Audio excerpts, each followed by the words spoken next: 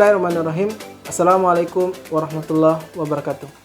Perkenalkan, nama saya Herianto, dosen Departemen Fisika Fakultas MIPA Universitas Hasanuddin. Nomor UPTK 84619670130313. Tujuan pembuatan video mengajar ini adalah untuk pemenuhan syarat sertifikasi dosen gelombang 1 tahun 2025 yang diselenggarakan oleh Kemendikbudristek dalam pernyataan diri dosen untuk unjuk kerja Tridharma Perguruan Tinggi. Pada kesempatan ini saya akan membawakan mata kuliah komputasi material. Dalam mata kuliah ini kita akan mengajarkan kepada mahasiswa manfaat dan urgensi dari melakukan simulasi, perhitungan, dan pemanfaatannya dalam mengenali material berdasarkan big data. Pada komputasi material, CPL 1, kami akan mengajarkan tentang persamaan Hamiltonian satu partikel dan Hamiltonian untuk banyak partikel. Bantuan dalam simulasi dalam perkuliahan komputasi material ini dilandasi oleh aproksimasi Born-Oppenheimer dan aproksimasi Hartree-Fock yang nantinya akan bermanfaat pada penentuan energi korelasi pada fungsi gelombang. Sebagai tambahan, density functional theory juga disajikan pada mata kuliah komputasi material pada pertemuan 5 dan 6. Tambahan sumber referensi pada mata kuliah ini banyak mengambil beberapa paper atau publikasi dosen terkait yang berkaitan dengan proses simulasi, dalam hal ini melengkapi data observasi langsung dari laboratorium. Adapun metode interaksi kami dengan mahasiswa itu berbasis DIA, yakni adalah Delivery, Interaction, dan Assessment.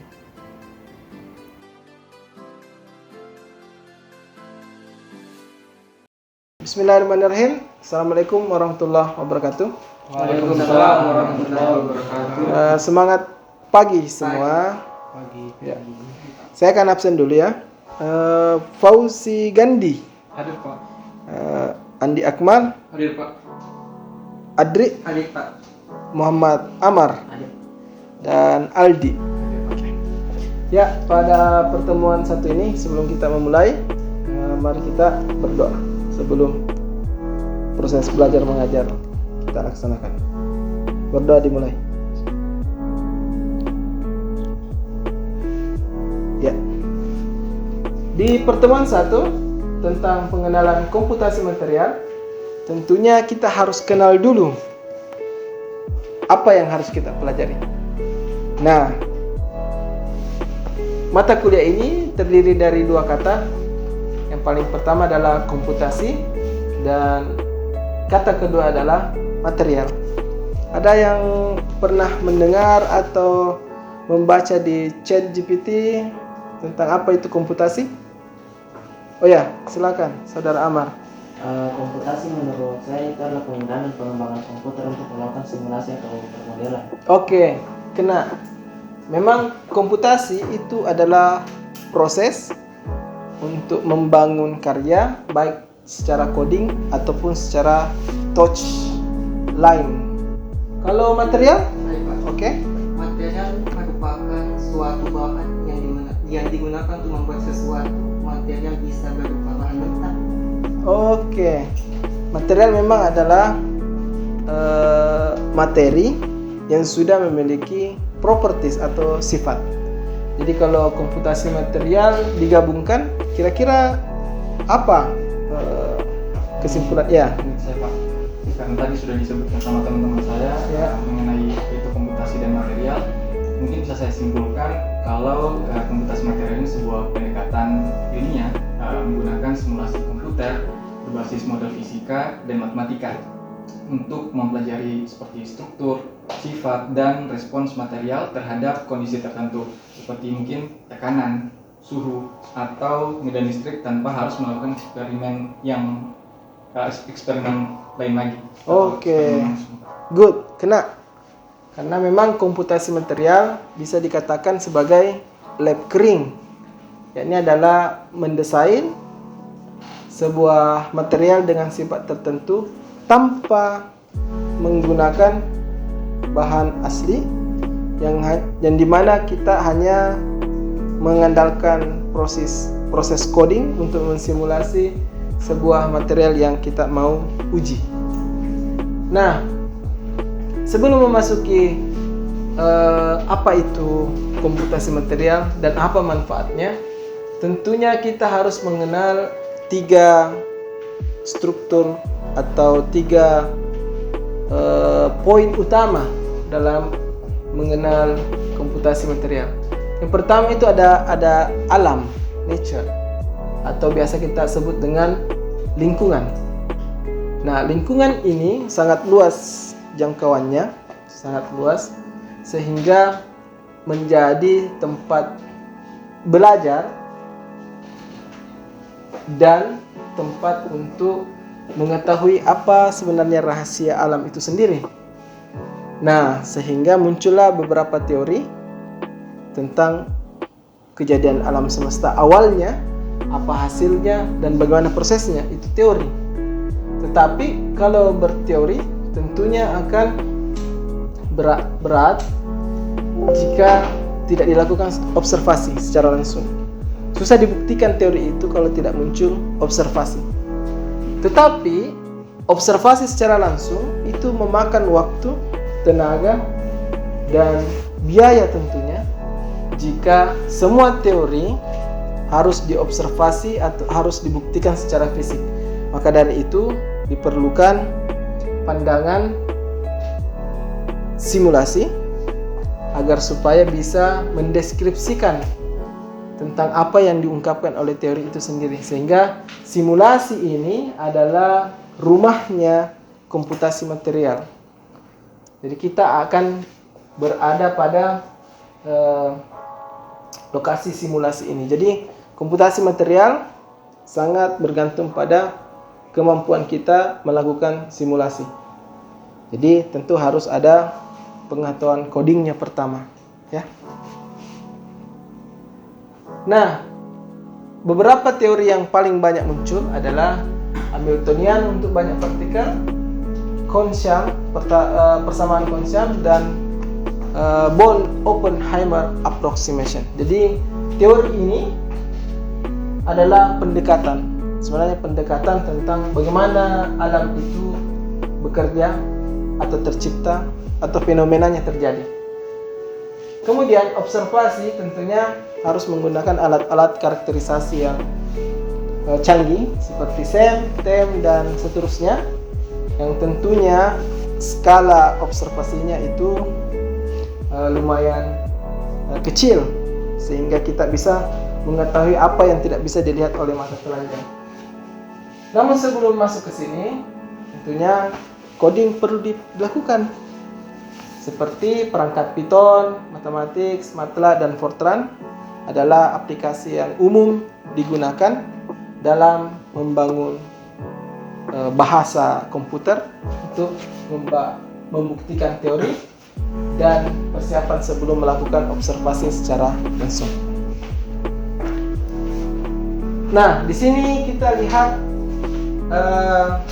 lingkaran, 3 lingkaran yang akan menggores beberapa bagian agar supaya bagian eksak itu punya teori, observasi tentu bagiannya eksperimen yang memakan waktu dan biaya, kemudian simulasi yang akan membahas tentang masalah kompleks, many-body, dan random serta chaos untuk mengungkap rahasia alam. Maka itulah tadi kita harus sampaikan bahwa ada 3 pilar yang mewakili alam semesta itu sendiri untuk pandangan fisika, yakni teori, simulasi, dan observasi langsung. Kita mulai pada model atom secara teori oleh Rutherford. Pasti pernah dengar tentang Rutherford dan Bohr di kimia SMA. Oke. Saya akan membahas secara singkat tentang Rutherford, Bohr, supaya kita bisa sampai di Schrödinger.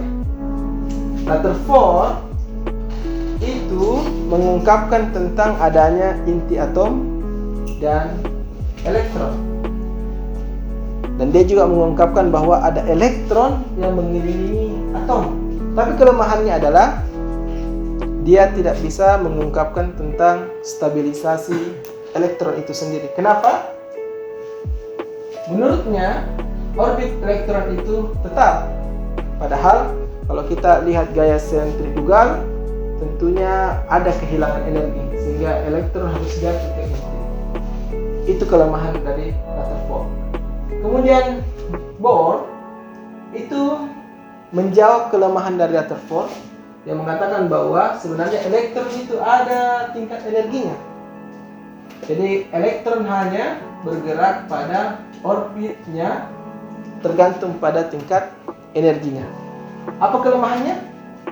Kelemahannya adalah dia hanya bisa diimplementasikan pada atom hidrogen. Ini dia secara singkat kedua penemu secara teoretik mengenai atom itu sendiri. Kalau kita ke Heisenberg, tentunya pernah dengar ketidakpastian Heisenberg. Apa yang tidak pasti?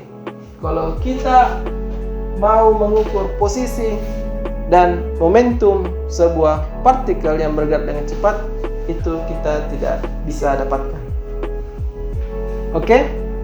Di sini kita lihat bahwa Heisenberg mengatakan bahwa kita tidak dapat secara pasti menentukan posisi untuk partikel yang bergerak yang ada momentumnya. Kita lihat di sini, delta X menunjukkan posisi, delta P menunjukkan adalah perubahan momentum. Jadi keduanya adalah perubahan yang dimana nilainya lebih besar daripada H/4pi. H itu adalah konstanta Planck. Oke.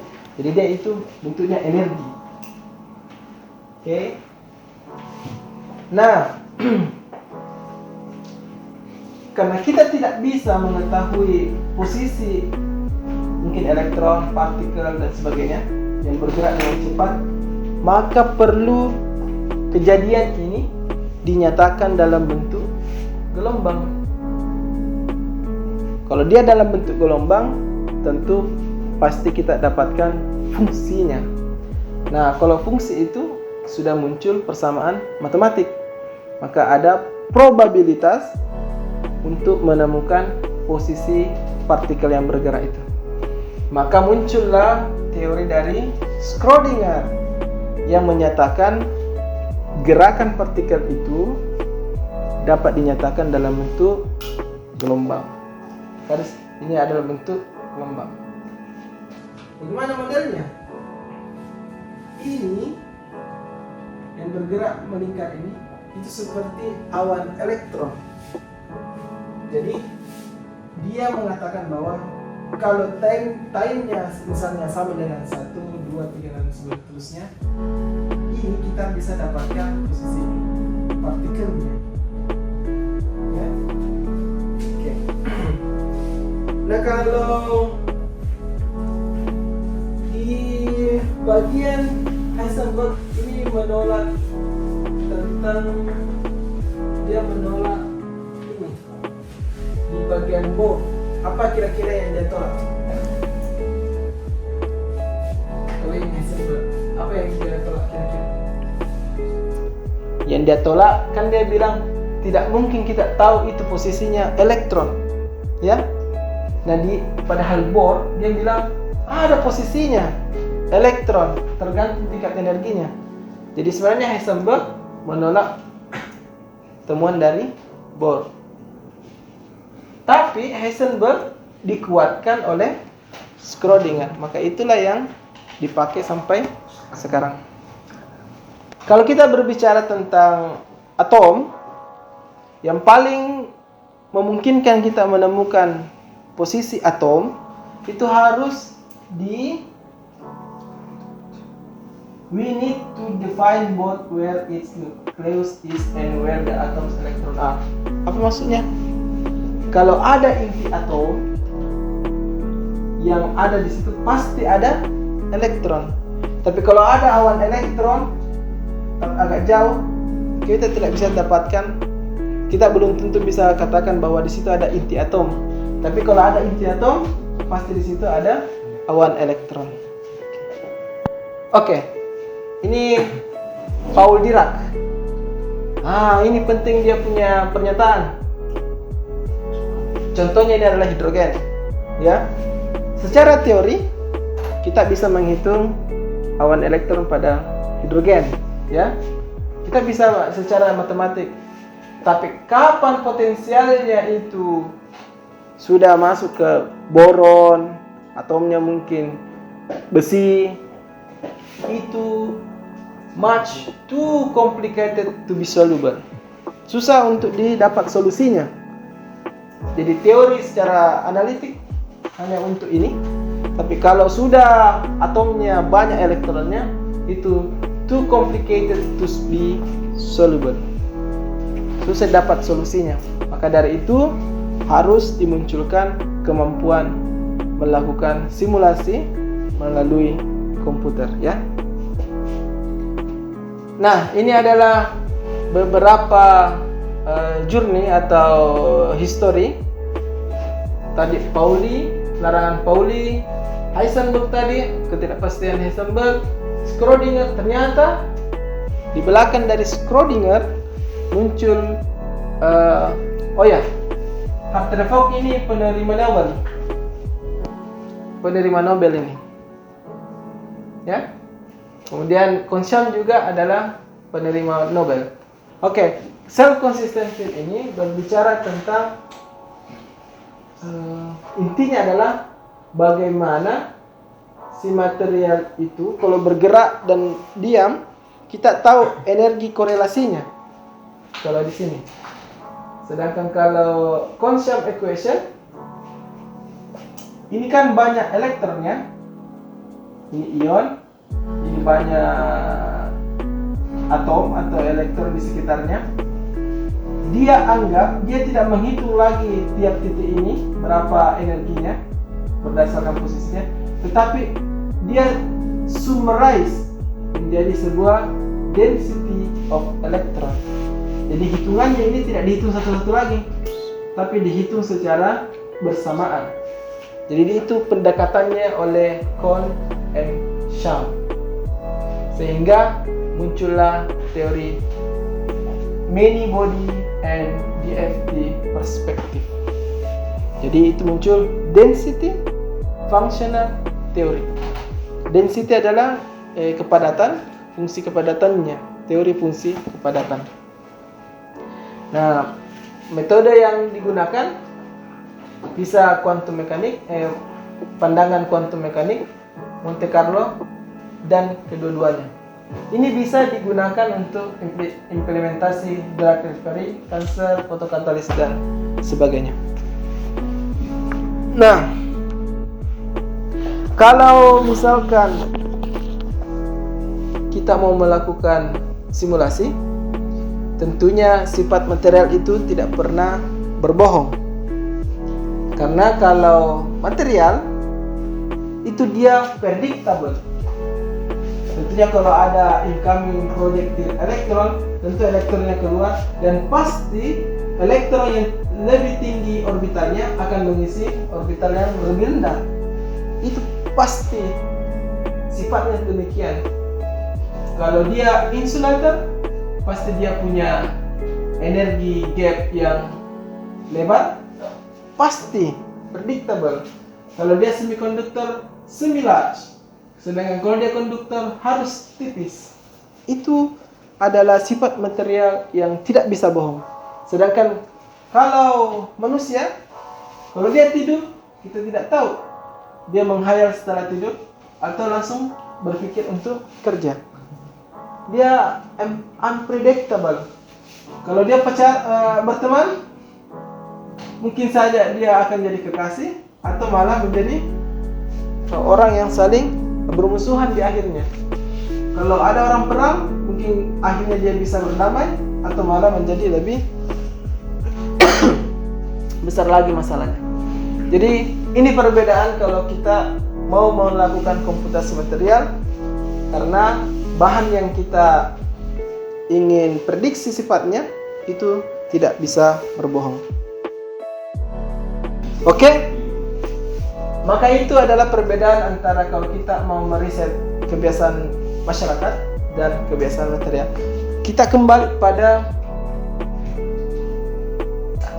Hartree Fock. Sehingga kenapa harus kembali ke sini? Karena dia punya proses yang bisa menghitung sistem multi elektron yang nantinya bisa diaplikasikan ke deretan atom, ya.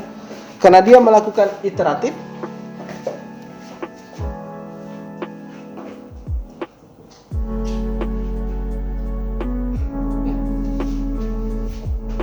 Pernah lihat ini?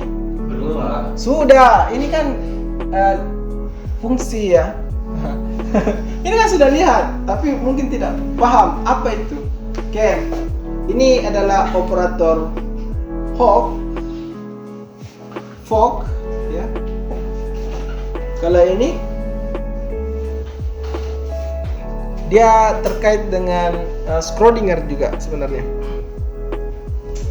Apa tadi yang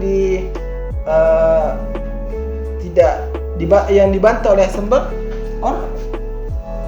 Orbital. Jadi karena kita tidak tahu sebenarnya ini di mana ini orbitalnya elektron. Jadi dia hitung begini. Sedangkan ini adalah fungsi dari fungsi. Apa itu artinya? Banyak fungsi di dalamnya. Nah, misalkan ini atom pertama, atom kedua, atom ketiga, 4, 5. Semuanya punya fungsi. Misalnya fungsinya atom pertama, fungsi atom kedua, fungsi atom ketiga, fungsi atom keempat, dan fungsi atom kelima. Semua fungsi ini digabungkan menjadi satu fungsi.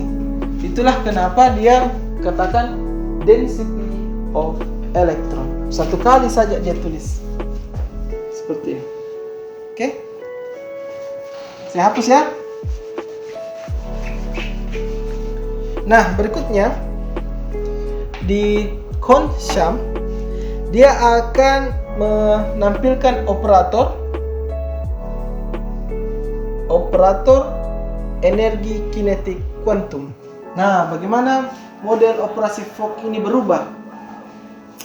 Karena ini kita lihat ya, ada jarak interaksi. Kita kasih R. Bagaimana caranya? Minus 1/2 kuadrat ditambah dengan potensial efektif dikali dengan fungsi dari fungsi, ya, berdasarkan jarak antara interaksi partikel. Kemudian ada ini orbital, fungsi dari fungsi untuk jarak tertentu. Ini adalah bentuk dari simplifikasi banyak body. Ini. Jadi dia adalah many body. Ini namanya many body yang kecil ini ya. Kalau yang ini density perspective. Maka dari sini menjadi density perspective seperti ini. Oke. Jadi persamaan untuk banyak atom yang berinteraksi bisa diselesaikan menggunakan perhitungan berikut. Tapi yang paling susah adalah ini sebenarnya. sama mencari potensial efektif. Oke, sampai di sini ada pertanyaan? Saya, Iya. apa fungsi dari nabla kuadrat itu? Oh, fungsi nabla kuadrat ini adalah operator energi kinetik kuantum. Dia berdasar dari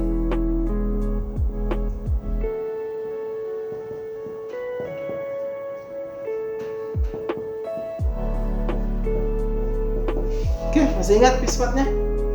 Ya. Jadi itu dia punya bentuk operator. Ini kan operator. Oke.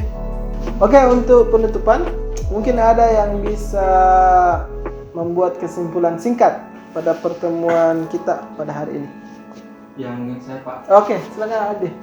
dari yang sudah dijelaskan tadi Pak, mungkin kesimpulan yang bisa saya sampaikan itu bahwa komputasi material ini di mana kita bisa mensimulasikan sebuah perilaku dari material. Di mana misal kalau kita ingin menentukan seperti density dari elektron pada atom, itu bisa kita menggunakan equation dari Kohn-Sham. Itu yang bisa saya simpulkan tadi Pak. Iya. Dimana juga tadi yang saya dapatkan tadi di awal bahwa kalau kita dalam fisika terlebih ya dalam sebuah pemahaman tentang material itu, tentang untuk memahami alam itu bisa kita mulai dari teori, simulasi dan observasi untuk bisa menjelaskan alam itu seperti apa. Ya, benar. Mungkin seperti itu yang bisa saya simpulkan. Oke, terima kasih Aldi. Memang benar, alam semesta kalau ingin diungkap memang harus melalui 3 pilar berikut untuk benar-benar memberikan fondasi pendapat yang kuat. Memang harus dimulai dari teori, dilakukan simulasi, dan akhirnya lakukan pembuktian secara langsung. Ya, terima kasih atas perhatiannya. Lebih dan kurangnya mohon dimaafkan. Sampai jumpa pekan depan. Assalamualaikum warahmatullahi wabarakatuh. Demikian proses pembelajaran mata kuliah komputasi material. Mata kuliah ini diharapkan mahasiswa mampu kenali sifat material baru, mendesain material baru, dan secara mendalam dapat memahami sistem dan fenomena yang terjadi pada material. Demikian yang dapat saya sampaikan. Wabillahi taufiq wal hidayah. Assalamualaikum warahmatullahi wabarakatuh.